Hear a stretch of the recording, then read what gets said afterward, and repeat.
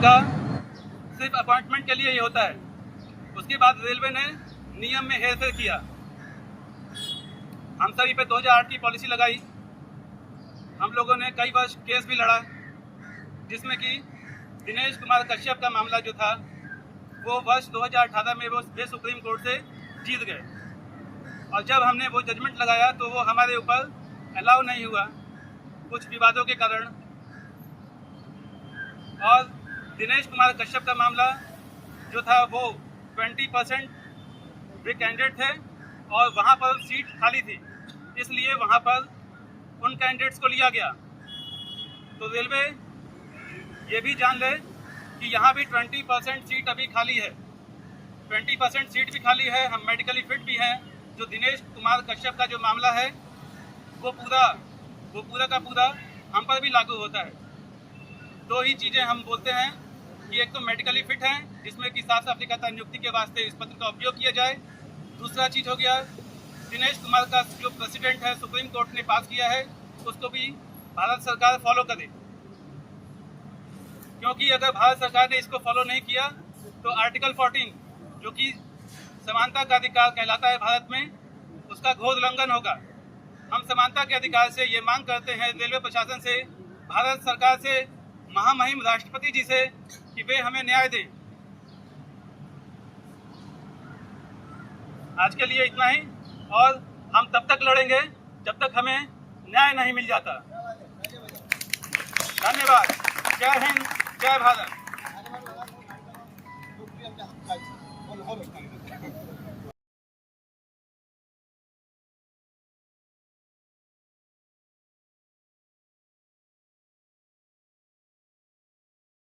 आंदोलनाने आले नाही आहोत तर आपल्या हक्काच्या लढाईसाठी आपल्या आयुष्यातील वाया गेलेल्या 10 ते 12 वर्षासाठी हिशोब बनण्यासाठी आपण इथं आलेलो आहे।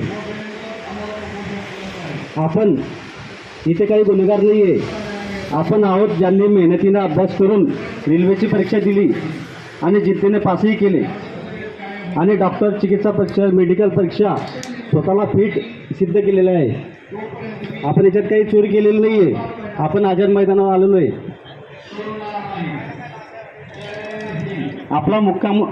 आपला मुख्य जो मुद्दा आहे तो रेल्वे प्रशासनाला सर्वांचा आज एकच प्रश्न आहे। जर आम्ही सर्व उमेदवार मेडिकल पात्र आहोत व भरती प्रक्रियेतील सर्व अटी पूर्ण केलेल्या आहेत आणि जर RTI माहितीनुसार 698 जागा आपल्या सेंट्रल रेल्वे मुंबई इथं रिक्त आहेत, मग आम्हाला नियुक्ती का मिळत नाही आहे, का दिल्या जात नाही आहे?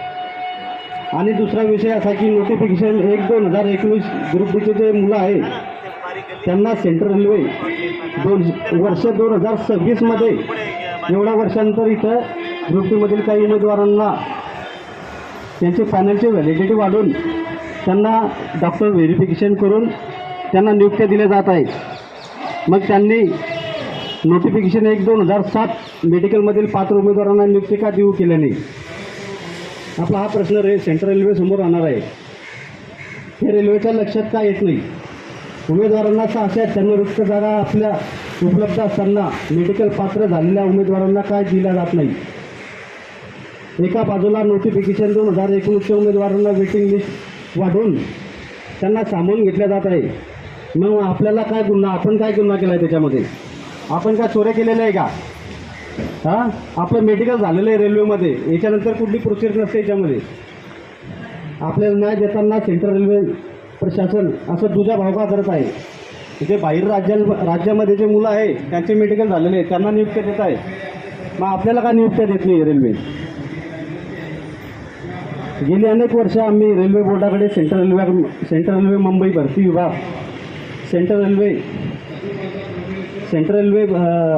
बोर्डाकडे आपण काही लेटर दिलेले आहे, काही सेंट्रल रेल्वेकडे दिलेले आहे आणि वाडीबंदर जे स्टँडर्ड रोड येतं त्यांना पण काही पत्रव्यवहार केलेला आहे। तिथे काही हुशार अधिकारी बसलेले त्यांना पण आपण दिलेले आहे वारंवार, पण ते येण्याचा रूप घेत आहे। शांततेच्या मार्गाने पत्रव्यवहार केला आहे आपण सर्व ठिकाणी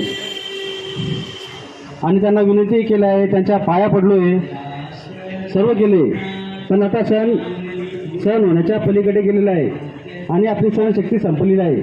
त्यामुळे आपण रेल्वे प्रशासनाला एक जनगणित इशारा देत आहोत याच्या पुढे आम्ही इथे सांगण्यात आलो आहे की आम्ही याच्याकरता इथं आलेलो आहे की केवळ विनंती नाही तर हा केवळ प्रशासनाला शेवटचा इशारा आहे. रेल्वे भरती सेलच्या काही अधिकाऱ्यांच्या चुकीमुळे आपली हक्काची नोकरी जी 10 वर्ष वाया गेलेली आहे, याच्यात आपले 10 ते 15 वर्ष वाया गेलेले आहे. आपण सगळे पत्रव्यवहार केलेले आजपर्यंत आणि RTIमध्ये पण आपण 2 ते 3 हजार RTI आजपर्यंत टाकलेले. सगळे उत्तर येऊन सुद्धा त्यांनी आपल्याला आजपर्यंत न्याय दिलेला नाही आहे आणि न्याय व्यवस्था पण बाहेर विकली गेलेली आहे सगळ्या ठिकाणी. आपल्याकडे डॉक्युमेंटली प्रूफ आहे. कुठलाही अधिकारी जर आपल्या समोर आला तर आपण त्यांना उत्तर देऊ शकतो. आपला परिवार त्यामुळे रस्त्यावर आलेला आहे आणि काही निराशातून मेडिकल पात्र असून सुद्धा नोकरी न मिळाल्यामुळे काही लोकांची आत्महत्या केलेली आहे. याच्यात काही मुलं असं आहे, आता आमच्या 40गावमध्ये एक मुलगा असा होता की त्याचं मेडिकल झालेलं आहे. त्यांनी भरपूर प्रयत्न केले, लेटर पाठवले, आपल्यासोबत आंदोलन झाले, पण अखेर त्याला एक व्यसन लागून गेलं या टेन्शनमध्ये आणि त्याने आत्महत्या गाड पास घेऊन त्याने आत्महत्या करून टाकलेली आहे. म्हणजे असे गंभीर प्रकारे घडलेले आहे. तरी सुद्धा रेल्वेला जात नाही आपल्या याच्यामध्ये. आता आपल्या तोंडात वेगळे शब्द येतात, पण आपण नियमाच्या आतमध्ये राहून आपण कार्य करतोय. ऐकू द्या त्यांना. आज आपल्यावर आला, काल उद्या त्यांच्यावर पण टाईम येऊ शकतो. अजूनही खूप त्रास आणि मनस्ताप सहन करावा लागत आहे. आता मात्र आम्ही मागे हटणार नाही, कारण हा आमचा हक्काचा विषय आहे. जर पुढील 10 दिवसाच्या आत नियुक्तीबाबत सकारात्मक निर्णय सेंट्रल रेल्वे यांनी जनरल मॅनेजर यांनी दिला नाही तर येत्या काही दिवसात आम्ही 300 ते 400 मेडिकल पात्र उमेदवार येथे बेमुदत अमर उपोषणाला बसणार आहे. याची सेंट्रल रेल्वे प्रशासनाने गंभीर प्रकारे दखल घ्यावी. माझं सगळ्या उमेदवारांना एकच म्हणणं आहे की सगळ्यांचं मेडिकल झालं आहे, तुमचा हक्क आहे, तुम्ही इथं आले पाहिजे. आणि तुम्ही आज येणार तर उद्या तुम्ही भविष्यामध्ये तुमच्या मुलांना उपलब्ध टाईम मिळणार आहे. त्याच्यावर प्रत्येकाने या 10 दिवसाचा अल्टिमेटम आपण सेंट्रल रेल्वेचे जनरल मॅनेजर आहे, त्यांचाही मान सन्मान ठेवतोय.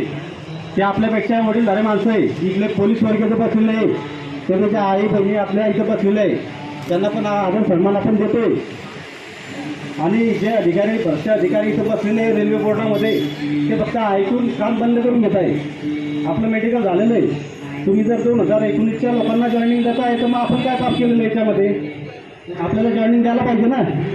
आज बहुतेक मुलं आहे की ते घरी बसलेले आहे, वाटसुपर करता आहे, कोणी कोर्टात गेलेले आहे. आपल्या त्यांना सगळ्यांना विनंती आहे की तुम्हाला कोर्टाकडून न्याय भेटू शकत नाही, माझ्याकडून लिहून घ्या. तुम्ही न्याय भेटेल तर तुम्हाला लोकशाहीच्या मार्गानेच भेटेल. तुम्ही उपोषणाला बसा. मी एकटा अमर उपोषणाला बसतो. माझा जीव जरी गेला तर मी इथं बसणार. मी एका 10 ते 15 दिवसात जर इथं बसणार आहे. माझी मुलं बाळे मी घरी बसलेले, पण मी इथं करेल. धन्यवाद.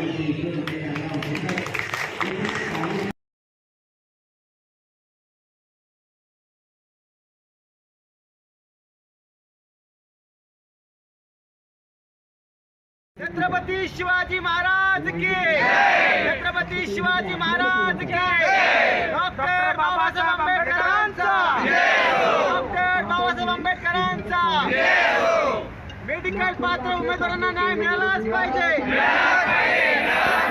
मेडिकल पात्र उमेदवारांना न्याय मिळालाच पाहिजे. नोकरी आमच्या हक्काची, नोकरी आमच्या हक्काची. भारत माता की, भारत माता की.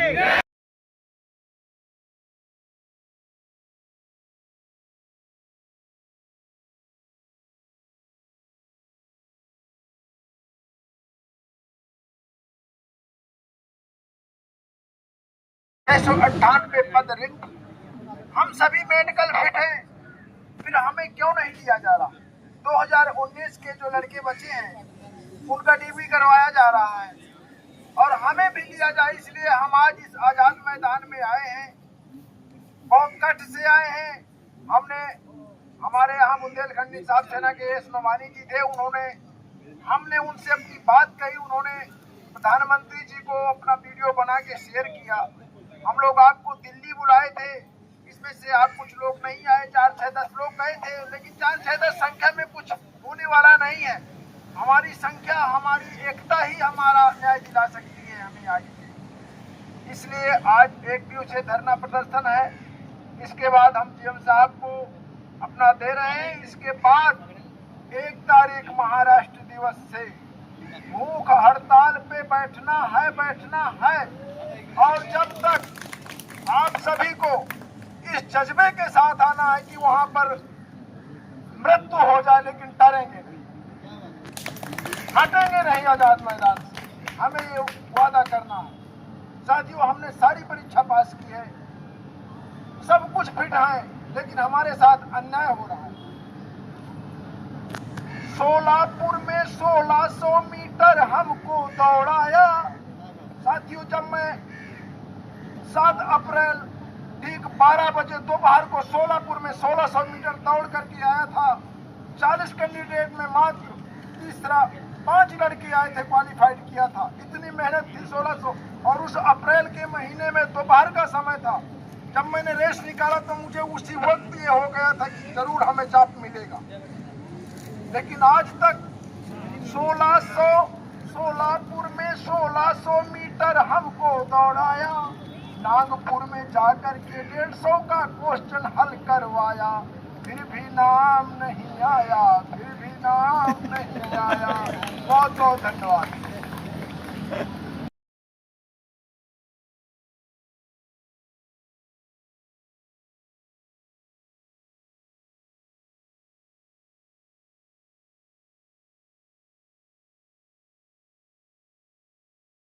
करून रेल्वेची परीक्षा दिली आणि जिद्दीने पासही केले आणि डॉक्टर चिकित्सा परीक्षा मेडिकल परीक्षा स्वतःला फिट सिद्ध केलेला आहे।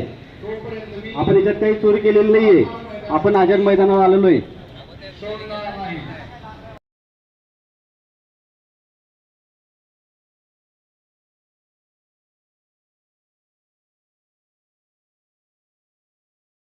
केलेली आहे। आपला संपूर्ण परिवार अत्यंत हालाकीची परिस्थिती जगत आहे, केवळ या प्रशासन लोकांनी केलेल्या चुकीमुळे। म्हणून आपण लोकशाही मार्गाने आपला हा न्याय मागत आहे।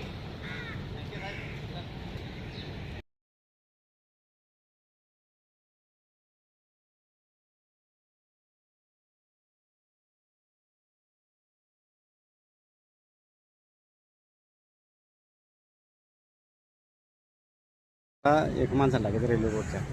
या सर्वांसाठी आपण त्यांचे आभार व्यक्त केले पाहिजे की त्यांनी आपल्यासाठी धडपड करत आहेत।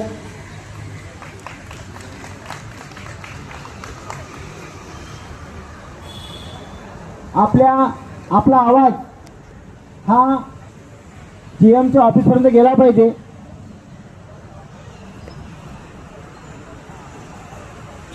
आपल्या सर्वांची योग्य प्रकारे चौकशी सुरू आहे। आपण सर्वांनी इथून न हलता कायमस्वरूपी इथं बसायचं आहे। जोपर्यंत आपण उन्हाच्या झळा सहन करणार आहोत, हे सर्व रेकॉर्डिंग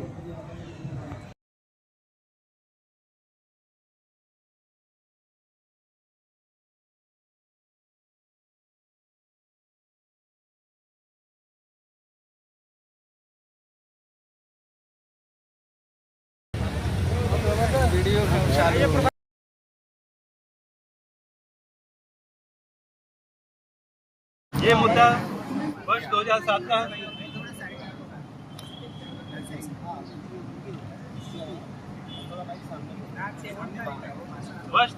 का जिसमें कि रेलवे के द्वारा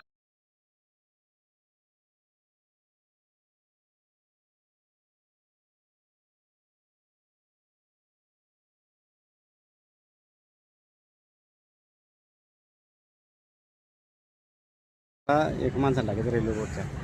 या सर्वांसाठी आपण त्यांचे आभार व्यक्त केले पाहिजे की त्यांनी आपल्यासाठी धडपड करत आहेत।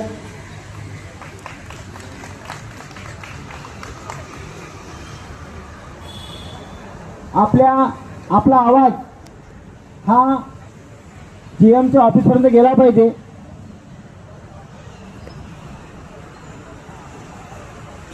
आपल्या सर्वांची योग्य प्रकारे चौकशी सुरू आहे।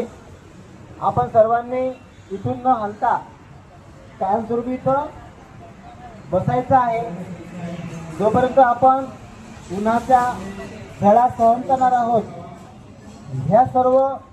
हे सर्व रेकॉर्डिंग